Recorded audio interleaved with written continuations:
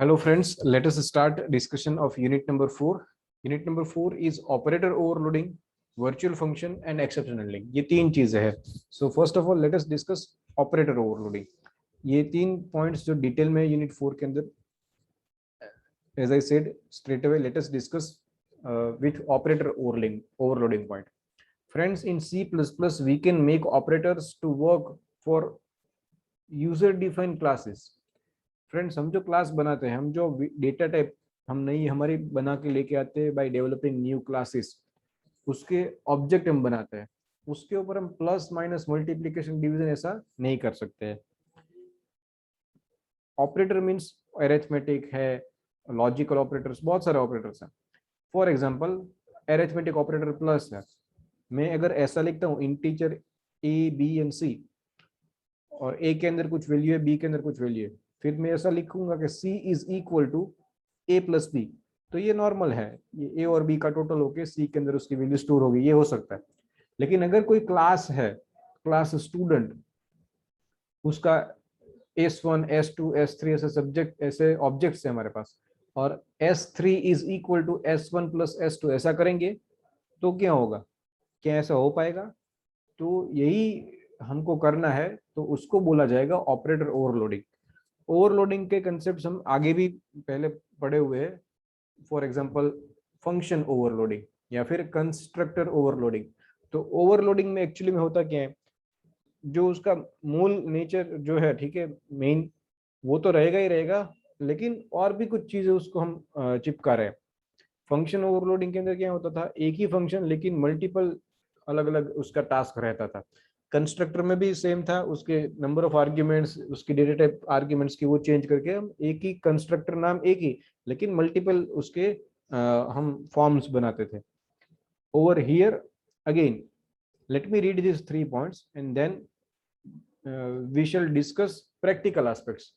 Theory बहुत सारी है हमारे पास यहाँ पर डिस्कस करने के लिए, लेकिन थियोरी को हम स्किप करेंगे. पहले ये 3 पॉइंट डिस्कस करने के बाद प्रैक्टिकल एक देखते हैं, और फिर थियोरी को अच्छे से समझ पाएंगे.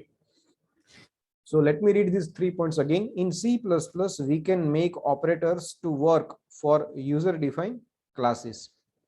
C++ has the ability to provide the operators with a special meaning for a data type. This ability is known as operator overloading.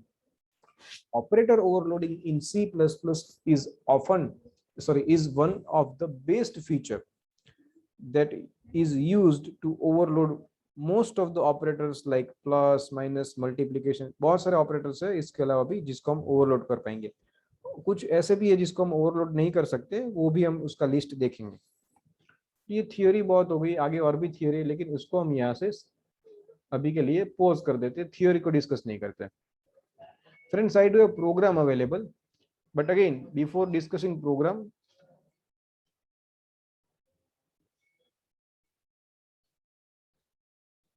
से हम ऐसा करते हैं, हमारे पास इंटीजर ए बी और सी ऐसे तीन वेरिएबल्स है. A is equal to 10, B is equal to 15, C is equal to A plus B.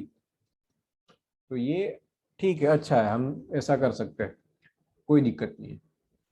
तो अरिथमेटिक ऑपरेटर प्लस का क्या काम है, उसके आजू बाजू में जो भी ऑपरेंड, ये ए और बी जो है दोस्तों, उसको हम क्या बोल सकते हैं, ऑपरेंड, और ये प्लस जो उसको हम बोलेंगे ऑपरेटर.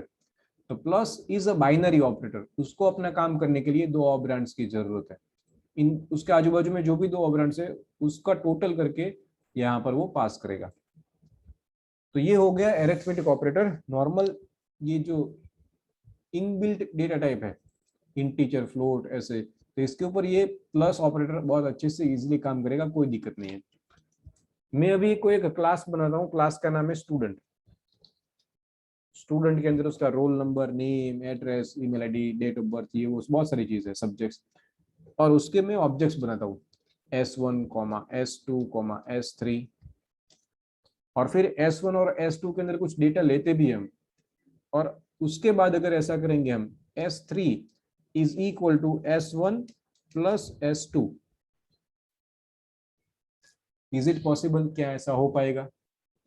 यस, ऐसा हो पाएगा फ्रेंड्स। और प्लस ऑपरेटर जो है वो बना हुआ है क्योंकि उसके अंदर हम ये ऐसा नॉर्मल एडिशन कर पाए, लेकिन कुछ प्रोग्रामिंग करके ऑपरेटर को ओवरलोड करेंगे हम और उससे दो दो काम करवाएंगे। ऐसा नहीं है कि प्लस ऑपरेटर की डेफिनेशन हम चेंज कर देंगे कि अभी वो स्टूडेंट के ऑब्जेक्ट्स जो है ना उसका ही टोटल करेगा, उसका ही समेशन करेगा। फिर अगर ये हमने कर दिया तो वो नॉर्मल इंटीजर वैल्यू या फिर फ्लोट वैल्यू उसका टोटल नहीं करेगा, ऐसा नहीं होगा। इसीलिए इसको बोला जाता है ओवरलोडिंग। इसको ये काम तो करना ही है, ओवरलोड में ये भी काम करना है साथ में। So this is what operator overloading. Are you with me friends? Yes sir. Yes sir. Okay, चलो अभी प्रोग्राम जो है उसको देख के समझने की कोशिश करते हैं कि ऑपरेटर को किस तरह से ओवरलोड कर पाएंगे। सी फ्रेंड्स, सबसे पहले तो क्लास स्टूडेंट। स्टूडेंट क्लास के अंदर हमारे पास दो वेरिएबल है, एक तो है M1 और एक M2, मार्क 1 मार्क 2। अभी और बहुत सारी चीजें हो सकती है, रोल नंबर, नेम, एड्रेस, ये वो, लेकिन सिंपलिसिटी हमको अच्छे से दो वेरिएबल लेके हम प्रोग्राम समझ सके, ऑपरेटर ओवरलोडिंग समझ सके, इसलिए दो ही चीजें रखी हुई है integer. Okay, now student class का एक डिफॉल्ट कंस्ट्रक्टर, स्टूडेंट क्लास का एक पैरामीटराइज्ड कंस्ट्रक्टर। मतलब चलो हम सीधा वॉइड मेन में जाके देखते हैं क्या हो रहा है। सी फ्रेंड्स, अभी के लिए इतना नहीं देखते, ये स्क्रीन को क्लियर करके हम स्टूडेंट क्लास के तीन ऑब्जेक्ट्स बनाते हैं, S1, S2, S3।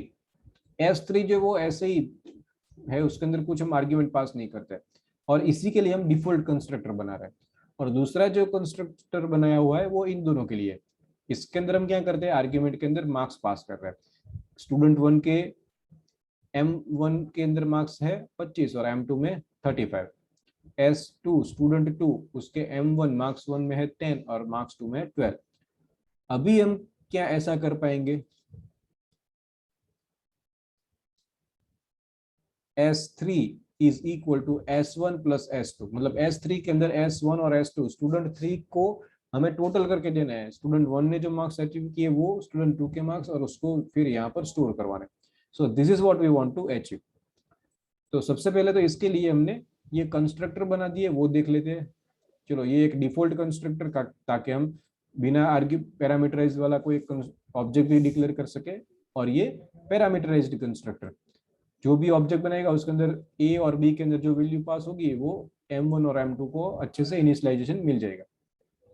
उसके बाद हमने एक फंक्शन बनाया जिसका नाम है पुट डेटा।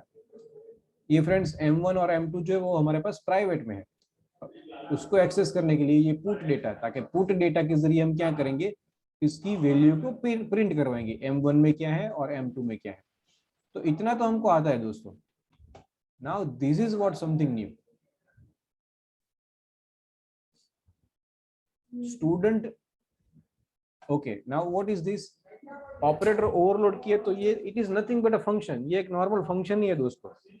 लेकिन इसके अंदर ये एक ऐसा स्पेशल फंक्शन है जिसके अंदर हमको ये लिखना कंपलसरी है, ऑपरेटर और कौन से ऑपरेटर को ओवरलोड करना है वो, और ब्रैकेट में लिस्ट ऑफ आर्ग्यूमेंट्स। ये भी फिक्स ही है, अगर बाइनरी ऑपरेटर है तो एक ही आर्ग्यूमेंट होगा, अगर यूनरी ऑपरेटर है तो एक भी आर्ग्यूमेंट नहीं होगा, वो हम आगे देखेंगे। अभी के लिए ये कोड को डिस्कस कर लेते हैं कि ये किस तरह से काम करता है। स्टूडेंट मीन्स व्हाट, ये क्या है, चलिए ये कुछ समझ में नहीं आ रहा है, हम सीधा यहाँ पर जाते हैं। स्टूडेंट S1, S2, S3, अभी हमने जैसे ही ये किया S3 is equal to S1 plus S2, तो ये जैसे ही प्लस ऑपरेटर आया ऑब्जेक्ट के आजू बाजू में तो ये सीधा जाएगा यहाँ पर। अभी इसको क्या करना है, S1 और S2 का टोटल करके रिटर्न करना है ऑब्जेक्ट को। तो ये बहुत डिफिकल्ट है समझने में। तो चलो हम ऑपरेटर को जो ओवरलोड किया है ना उसको दूसरी तरह से हम फंक्शन को लिखते हैं। सॉरी,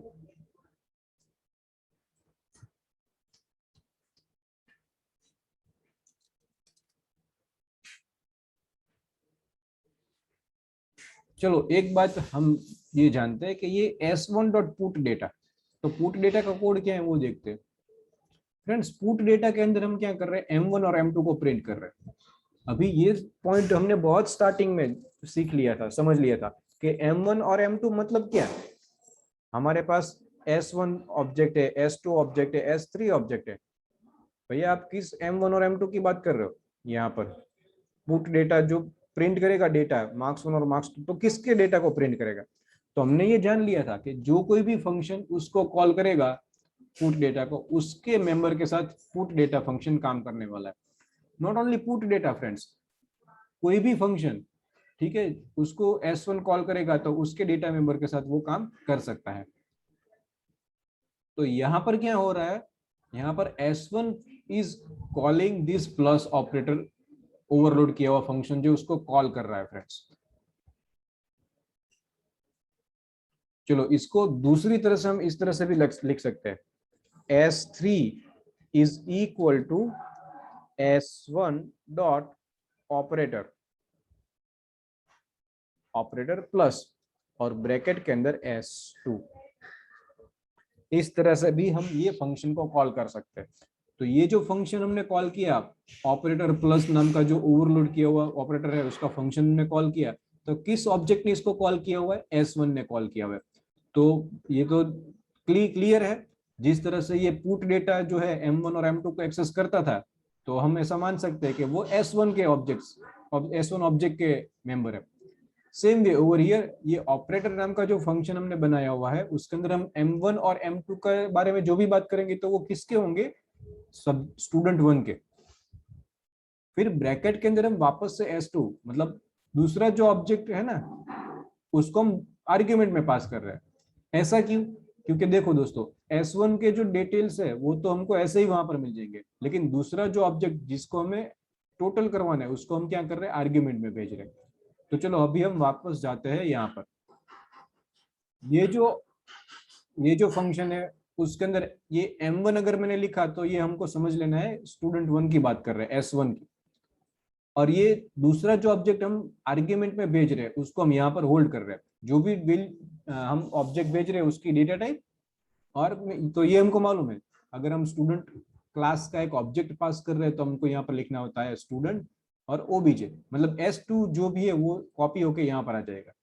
तो अभी हम ऐसा सोच सकते हैं S1.M1 प्लस S2.M1, और फिर उसका टोटल करके हम क्या कर रहे हैं? अच्छा चलो ये स्टेटमेंट तो डिस्कस करना रह गया।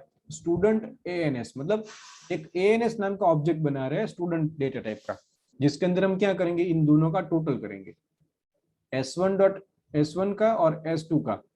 यहाँ पर M1 और obj.m1, M2 obj.m2, इसका टोटल करके हम इस ये ऑब्जेक्ट को प्रिपेयर कर रहे हैं और फिर इसको रिटर्न कर रहे हैं। ओके, नाउ रिटर्न जो कर रहे हैं वो क्या है? स्टूडेंट डेटा टाइप का एक ऑब्जेक्ट है। तो ये फंक्शन के अंदर भी मुझे यहाँ पर लिखना पड़ेगा ना, रिटर्न डेटा टाइप क्या है? जो भी वैल्यू मैं रिटर्न कर रहा हूँ उसकी डेटा टाइप यहाँ पर लिखनी होती है हमको फंक्शन के अंदर। ये पुट डेटा फंक्शन कुछ रिटर्न नहीं कर रहा है तो वो वॉइड। ये ऑपरेटर फंक्शन क्या रिटर्न कर रहा है? एक पूरा का पूरा ऑब्जेक्ट रिटर्न कर रहा है जिसकी डेटा टाइप है स्टूडेंट। तो इसलिए यहाँ पर लिखा स्टूडेंट, फंक्शन का नाम, लिस्ट ऑफ आर्ग्यूमेंट, और उसके अंदर हमने ये कोड लिख दिया। ये समझ में आ गया हमको कि M1 मतलब S1 की बात कर रहे हैं और ये OBJ मतलब S2 की बात कर रहे हैं। इसका टोटल किया, यहाँ पर स्टोर किया और रिटर्न कर दिया। ये इस तरह से भी इसको कॉल कर सकते हैं, लेकिन ये थोड़ा ज्यादा मीनिंगफुल है, अच्छे से समझ में आता है, इसलिए इस तरह से लिखा हुआ है। हम दोनों तरह से इसको कॉल करके देख सकते हैं। ये करने के बाद हम क्या कर रहे हैं friends? We are printing S1 का इन्फो प्रिंट कर रहे हैं कि भैया स्टूडेंट 1 के मार्क्स क्या है उसको प्रिंट करो। फिर S2 को भी प्रिंट कर रहे हैं, और फिर S3 के अंदर तो हमने कुछ लिया ही नहीं है, S3 is equal to S1 plus S2 करके उसका आंसर लिया हुआ है। तो फिर वो क्या आता है वो भी हम प्रिंट करके देखेंगे। Are you with me friends? समझ में आ रहा है ये? Yes sir. सी फ्रेंड्स, ये S1 S2 S3 इस तरह से है। नॉर्मल ABCD है तो उसके अंदर प्लस हो सकता है, लेकिन हम कैसी बात कर रहे हैं? से फॉर एग्जांपल ये S3 के अंदर S3 is equal to S1 plus S2, ऐसा कुछ हो रहा है।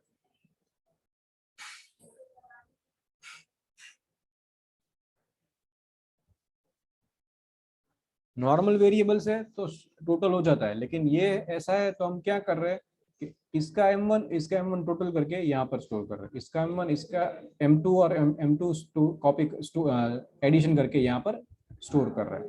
So this is what arithmetic operator overloaded for student class. ये जो ऑपरेटर है ओवरलोड किया हुआ, उस फंक्शन को कॉल करने वाला बंदा ये S1 है. तो इसलिए हमें S1 के मेंबर्स वैसे ही मिल जाते हैं वहां पर, और S2 को हम आर्ग्यूमेंट में पास करते हैं. चलो दोस्तों, ये जो कोड हमने डिस्कस किया इसको टर्बो सी एनवायरनमेंट में जाके चेक कर लेते हैं.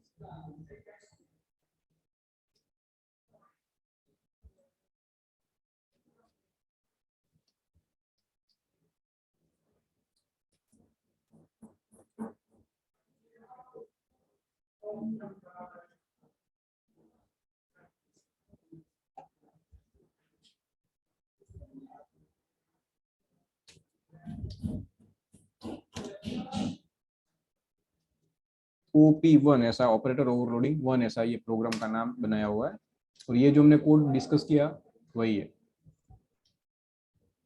Late me run this. See friends, S1 के मार्क्स ये रहे, S2 के मार्क्स ये रहे, एनसीजीस S3 के अंदर हमने क्या किया, दोनों का टोटल करवा दिया. F8 की प्रेस करके आगे बढ़ते हैं, और जैसे ही यहाँ पर आते हैं लेट मी प्रेस F7, तो सीधा कहां पर जंप कर रहा है ये इसका पर.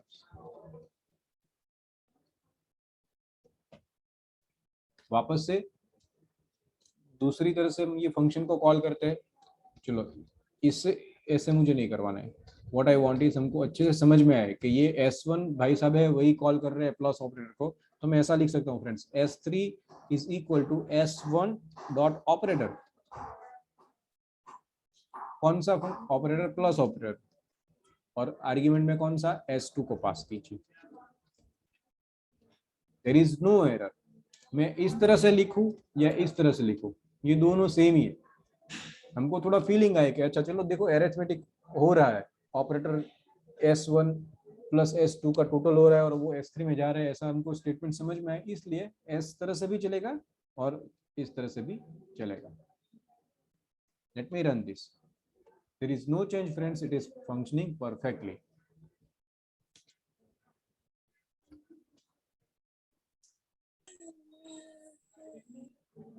Is there any question friends? Friends, operator overloading के अंदर बहुत सारी चीज है. ये जो हमने ओवरलोड किया वो बाइनरी ऑपरेटर है. आगे जाके यूनरी ऑपरेटर को भी हम ओवरलोड करेंगे और इसके कुछ रूल्स है उसको डिस्कस करेंगे. फ्रेंड्स, आज का सेशन यहीं तक रखते हैं. नेक्स्ट सेशन में हम और आगे डिस्कशन करेंगे इन operator overloading. Thank you very much.